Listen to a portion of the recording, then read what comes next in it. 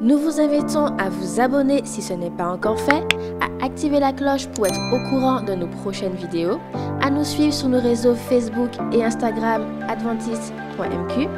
Bon visionnage et prenez soin de vous. Du 1er juillet au 31 août 2021, vivons au cœur des événements des derniers jours. La marque de la bête, le criblage, le grand cri, la loi du dimanche, les 7 dernières plaies et les justes avec le livre « Événements des derniers jours ». Des réponses simples pour un temps comme celui-ci.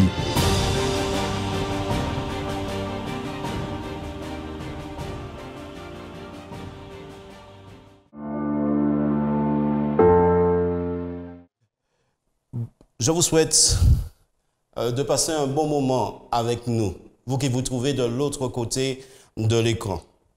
Aujourd'hui, nous allons nous attarder sur un aspect important de notre existence, le Saint-Esprit et la foi. Et pour ce faire, je vais vous raconter une petite histoire. Nous sommes en pays étranger, une famille est au restaurant. Et là, ils sont en train de manger. Et un petit garçon de 6 ans va être invité à faire la bénédiction sur le repas. Alors, il va commencer comme ceci, en disant « Bon Dieu, Dieu est grand, merci pour le manger. Et je te remercierai, même plus, si maman commandait de la glace pour le dessert. » Il ajoute « Liberté et justice pour tous. Amen. » Des rires vont se lever de tous les côtés. Alors, le garçon va s'apercevoir qu'il a dû faire quelque chose de mal dans ce pays-là. Et effectivement, une dame qui était à côté va lui dire tout simplement que dans ce pays, on ne prie pas comme ça. Les gens ne savent plus prier. En fait, on ne demande pas une crème glacée à Dieu. Il y a d'autres choses à demander à Dieu. Alors le jeune homme va fondre en larmes et sa maman va essayer de le réconforter. Mais ce qui va se passer, c'est qu'un monsieur va venir vers lui, il va dire « Tu as bien agi, ce que tu as dit est sincère. Dieu pense que c'est une très belle prière et moi j'en suis convaincu. » Et le garçon va demander réellement, oui, c'est de bon ton de demander une crème glacée à Dieu. Et les gens d'à côté n'ont pas cette envie de demander une crème glacée à Dieu. Et parfois, tu sais, la crème glacée fait du bien au corps, fait du bien à l'âme. Alors, le garçon va être heureux. Et sa mère, à la fin du repas, va demander une crème glacée. Et le garçon va tout simplement aller avec sa crème glacée, il va l'apporter à la dame qui s'était plainte, en lui disant « Mon âme à moi est bien, mais je suppose que cette crème glacée va te faire du bien à ton âme, à toi. » Mes chers amis, la foi est quelque chose de surprenant. Et quand nous nous arrêtons sur cette histoire, nous constatons qu'une simple action nous démontre notre besoin de croire en un Créateur. Pour cet enfant, Dieu est celui à qui on peut tout demander, même les choses qui paraissent ou qui peuvent paraître insignifiantes. Vous êtes-vous déjà demandé d'où provenait tout ce que nous possédons? Si pour vous, c'est non, pour moi, je me suis déjà posé cette question, je l'ai déjà faite. L'un des plus grands exemples de foi que nous ayons de la Bible se trouve dans les livres des Actes des Apôtres, au chapitre 6, au verset 1 à 5 et au verset 8. La Bible nous rapporte que les débuts de l'œuvre sont florissantes. Les apôtres, ce sont des gens zélés. Ils se donnent à plein régime, parfois même jusqu'à frôler le burn-out. Néanmoins, il est écrit que ces mêmes apôtres sont dans l'incapacité de tout gérer et doivent revoir leur fonctionnement et ainsi améliorer le fonctionnement. La Bible nous dit, en ce temps-là, le nombre des disciples augmentant, les hellénistes murmurèrent contre les Hébreux parce que leurs veuves étaient négligées dans la distribution qui se faisait chaque jour. Les 10 convoquèrent la multitude des disciples et dirent, « Il n'est pas convenable que nous laissions la parole de Dieu pour servir aux tables. C'est pourquoi, frères, choisissez parmi vous 7 hommes, de qui l'on rende un bon témoignage, qui sont pleins d'Esprit Saint et de sagesse, et que nous chargerons de cet emploi. Et nous continuerons à nous appliquer à la prière, au ministère de la parole. » Cette proposition plut à l'Assemblée, nous dit le verset 5, et ils élurent Étienne, homme plein de foi et d'esprit, Philippe, Procor, Nicanor, Timon, Parnéas et Nicolas, prosélyte d'Antioche. L'idée est simple, faire en sorte que les contraintes qui naissent suite à un oubli disparaissent et que l'unité puisse de nouveau régner. Ce qui attire notre attention se trouve dans le livre des Actes, au chapitre 5. Il nous a dit, ils élurent Étienne, homme plein de foi et d'esprit. Ainsi, l'identification d'un bon diacre à cette époque reposait en partie sur le fait qu'il possédait la foi, mais aussi l'Esprit Saint. Tout ceci nous amène à nous poser la question de savoir si nous sommes sauvés par la foi. Un texte de la Bible répond à notre question.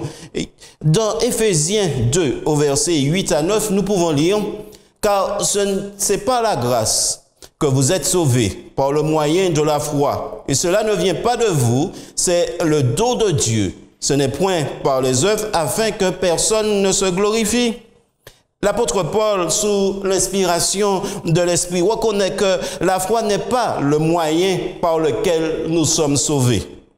La grâce seule intervient pour notre salut. C'est le seul moyen de salut que Dieu a permis d'avoir. Dans sa miséricorde, Dieu intervient au travers d'un plan qu'il a longtemps préparé d'avance, bien avant la création pour notre salut. Cela inclut certainement la foi, mais autre chose. Dans Tite 2 et au verset 11, le même apôtre dira plus loin que c'est la seule source de salut qui a été manifestée pour tous les humains. Nous pouvons comprendre cette situation dans notre réalité de pécheurs. Cette réalité que nous vivons au travers de nos incertitudes, de nos inquiétudes et de nos doutes. Ces doutes reflètent nos incohérences et nos méconnaissances sur celui qui se trouve être l'auteur de la création et son intervention pour nous en tant qu'humains. Chers amis, Jésus est le seul moyen que nous ayons pour nous connecter de nouveau avec Dieu. L'histoire rapporte qu'il y a une séparation avec Dieu. Et la seule personne qui puisse intervenir pour nous, c'est Jésus-Christ. Il nous permet ainsi de nous reconnecter à Dieu. Dans Matthieu 7, au verset 13, la Bible nous dit que Jésus est celui par lequel nous avons accès à Dieu. Il n'y a pas de mal à passer par l'humble Galiléen, celui qui se trouvait ici sur terre, et pour découvrir par la même occasion les bontés et l'amour de Dieu. Éliminer la possibilité de Jésus humble et sauveur, c'est éliminer une porte étroite qui mène au bonheur. C'est aussi par la même occasion accréditer un chemin spacieux qui mène à la perdition. Vous savez, il est écrit dans la Bible que beaucoup entrent par cette porte spacieuse. Un chemin spacieux qui nous est offert, mais qui nous mène à la perdition. Le seul chemin et la seule porte que nous ayons, c'est Jésus-Christ. Dans Tite 2, au verset 11 à 12, le même apôtre, Paul, stimule notre intelligence en nous permettant de croire qu'il y a une sortie positive à notre situation de pécheur. Car la grâce de Dieu, va-t-il écrire, source de salut pour tous les hommes, a été manifestée. Elle nous enseigne à renoncer à l'impiété et au convoitisme mondain et à vivre dans le siècle présent selon la sagesse, la justice et la piété. Pour Paul, il ne nous suffit pas de nous éloigner de ce qui fait notre malheur, c'est-à-dire l'impiété, la convoitise humaine, le vécu dans le malheur, ou encore de vivre selon le siècle présent. afin de le remplacer par la sagesse, la justice et la piété. Non, pour Paul, la grâce de Dieu seule nous permet de faire le transfert des convoitises humaines, de l'impiété vers ce qui est noble, la sagesse, la justice et la piété. L'auteur du livre des Hébreux nous dit que nous pouvons changer de comportement. Dans Hébreux 11 au verset 6, il nous est dit: or, sans la foi, il est impossible de lui être agréable, car il faut que celui qui s'approche de Dieu croit que Dieu existe et qu'il est le rémunérateur de ceux qui le cherchent. Et si nous acceptons aujourd'hui de fonctionner par la foi un moment, juste un moment, changer de situation dans notre vie et vivre un moment avec Dieu. Dans Jean 1, verset 5, il nous est dit que parce que tout ce qui est né de Dieu triomphe du monde, et la victoire qui triomphe du monde, c'est notre foi. Ce soir, je vous ai ramené 5 pépites ou 5 lieux où vous pouvez vous arrêter et qui devront former certainement votre vie en ce qui concerne les jours à venir. Le premier lieu ou la première pépite que je vous propose se trouve dans être la faiblesse. Cependant, ce n'est pas de n'importe quelle faiblesse dont je voudrais vous parler aujourd'hui, mais la faiblesse qui fait notre force. Dans Matthieu 5, verset 3, Jésus dira: heureux les pauvres en esprit, car le royaume des cieux est à eux. Jésus nous offre une béatitude. Il nous dit d'être heureux parce que nous sommes pauvres en esprit. Le résultat, il est clair. Le royaume des cieux nous appartient. Les pauvres en esprit, selon Jésus, seraient des personnes intelligentes, des personnes très intelligentes. Aussi, supprenons que cela puisse paraître, ce sont des gens qui s'appuient sur l'existence de Dieu pour pouvoir vivre. Ils reconnaissent une création dont Dieu est l'auteur et ils peuvent par la même occasion être paléontologues de renom et rien ne les arrête parce qu'ils croient qu'il y a un créateur, peu importe les découvertes qu'ils vont faire et qui pourront être surprenantes pour eux. La Bible fait état de l'homme. L'homme tout entier est malade. Dans Isaïe 1, au verset 5-6, il nous est dit: quel châtiment nouveau vous infligez quand vous multipliez vos révoltes. La tête entière est malade et tout le corps est souffrant. De la plante des pieds jusqu'à la tête, rien n'est en bon état. Ce ne sont que blessures, contusions et plaies vives qui ne sont ni pansées, ni bandées, ni adoucies par l'huile.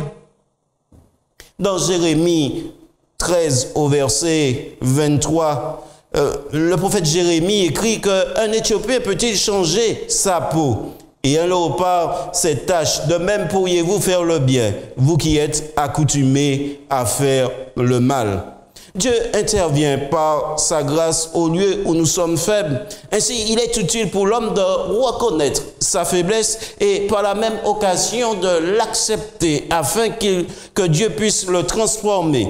Dieu peut intervenir à la demande de l'homme pour sa propre transformation. Car si nous nous repérons aux 2 versets qui nous ont précédés, nous savons que l'homme est incapable de se changer par lui-même. Le résultat de ceci, c'est une collaboration de Dieu avec l'homme en vue de son propre changement. La seconde pépite, ou sinon le second lieu que je vous invite à visiter avec moi, se trouve être la confiance. Dans 1 Jean 1, verset 9, la Bible nous dit que Dieu est prêt à faire ce que personne ne pourra faire à notre part. C'est-à-dire, il est prêt à nous sauver et à nous purifier de tous nos péchés.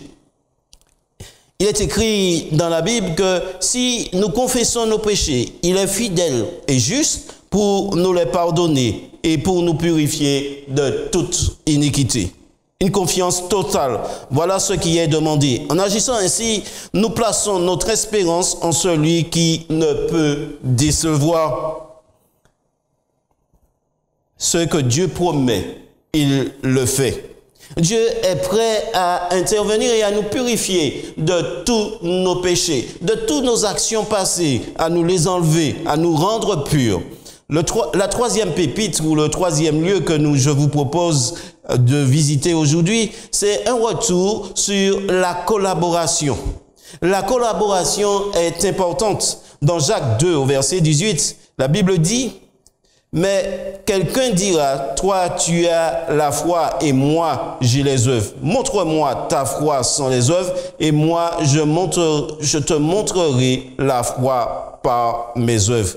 Notre confiance placée en Dieu permet que nous soyons cohérents dans notre engagement vis-à-vis de lui. Si nous aspirons en Dieu, nous commençons par agir pour notre propre repentance, en acceptant le pardon de Dieu. Et nous agissons auprès des autres. La relation verticale rétablie nous permet d'envisager une relation horizontale avec les autres.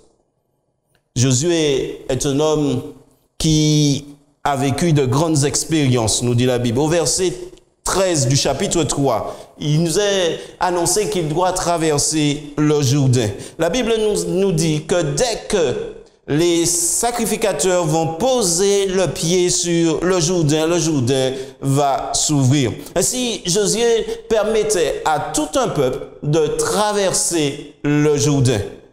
Ce sont des histoires qui sont là pour nous rappeler que nous ne devons pas agir pour nous-mêmes, nous devons agir pour les autres et en même temps faire confiance à Dieu. Si Josué n'avait pas établi cette relation avec Jésus, avec Dieu, il n'aurait pas eu cet engouement pour le peuple et permettre ainsi que le peuple le suive au travers de son aventure vers la Canaan. Une autre histoire de la Bible nous rappelle cette collaboration que nous pouvons avoir avec Dieu. Dans Luc 19, au verset 8 à 9, il nous a rappelé l'histoire de Zachée. L'un des aspects de cette histoire repose sur le fait que Jésus est accepté par Zachée chez lui. Il y a un besoin de rétablir la relation avec Dieu. Zachée est considéré comme un mauvais collecteur d'impôts. Il vole le peuple. Il fait ce qui est mal.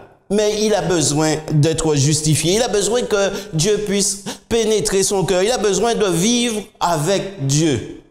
La collaboration avec Dieu, la relation verticale rétablie va permettre que Zachée puisse agir envers les autres. La première réaction de Zachée sera de dire que je vais rendre à tous ceux à qui j'ai pris quelque chose, je vais leur rendre ce qui leur appartient. La Bible nous dit tout simplement que nous pouvons tout par celui qui nous fortifie. Dans Philippiens 4 au verset 13. Je puis tout par celui qui me fortifie. Lutter et vaincre le péché est possible. Pour ce faire, il suffit de faire confiance à Dieu. Il suffit de collaborer avec Dieu. Le quatrième lieu, voire la quatrième pépite que je vous invite à découvrir avec moi, c'est celle de l'intelligence. Dans Exode 3 au verset 11, la Bible affirme que Moïse n'a pas de ressources pour pouvoir s'en sortir.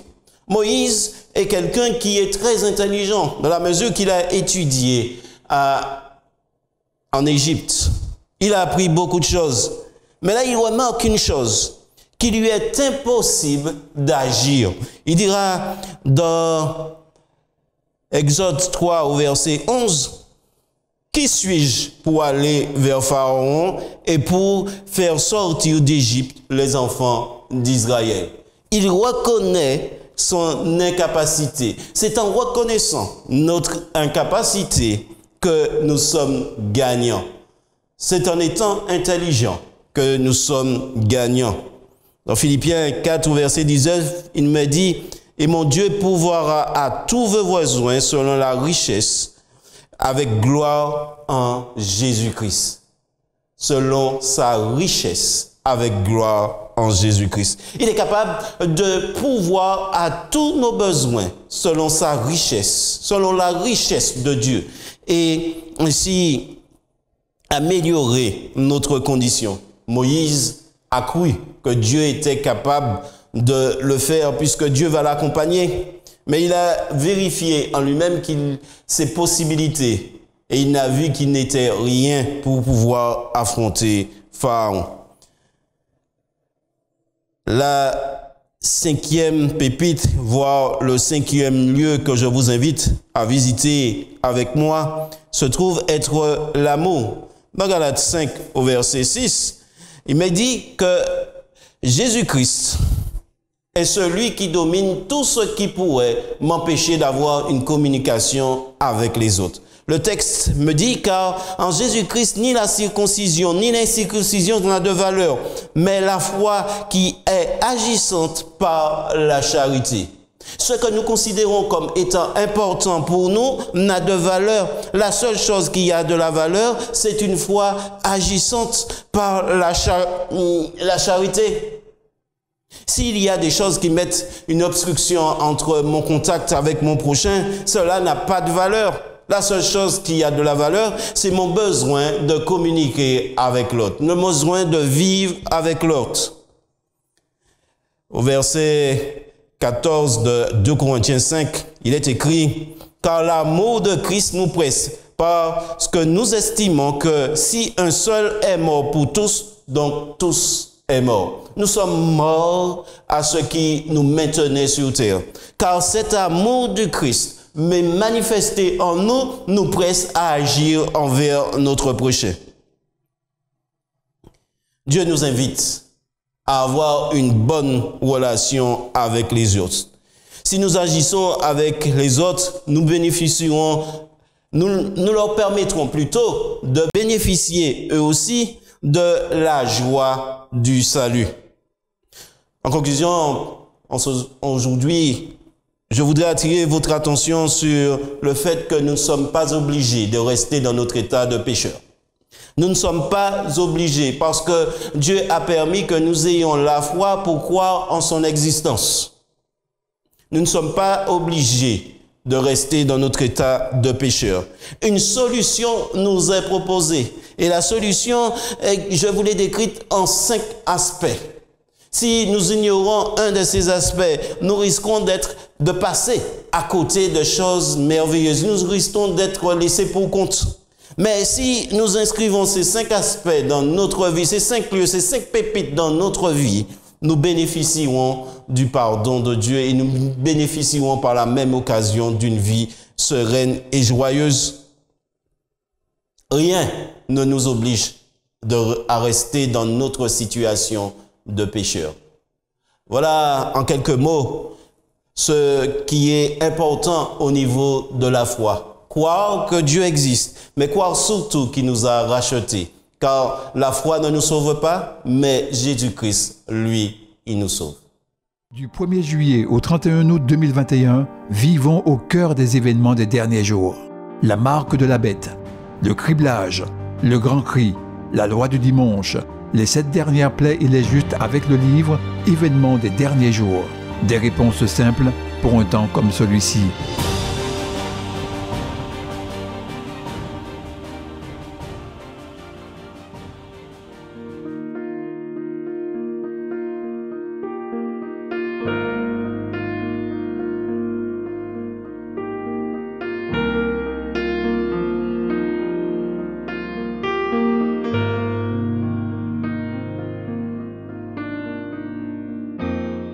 La cellule d'écoute et de soutien psychologique et spirituel pour les personnes en situation de handicap et les personnes endeuillées.